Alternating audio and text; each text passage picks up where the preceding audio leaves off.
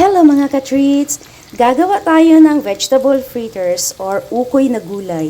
Bumili lang ako ng tigi-isang klase like 1 carrot, potato, sweet potato or kamote. May squash, nilagyan ko rin ng onion and kale.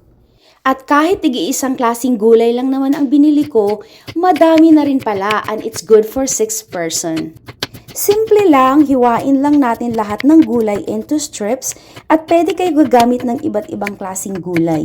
Yung iba naglalagay pa ng malunggay, kung anong gusto niyo pwede naman.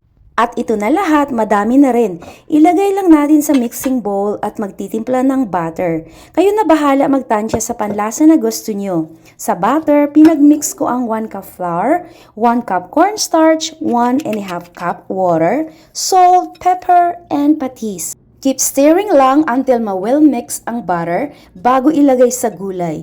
Haluin at naglagay ako ng egg, optional lang ito. Nag-init lang ako ng oil over medium para di masunog. Fry lang natin both sides until mag-golden brown. Ay ito na, ang ganda ng kulay sa mixed vegetables. Yung yellow, orange, white, and green combined. At ito na ang ating vegetable fritters. Set aside lang para ma-drain ang oil.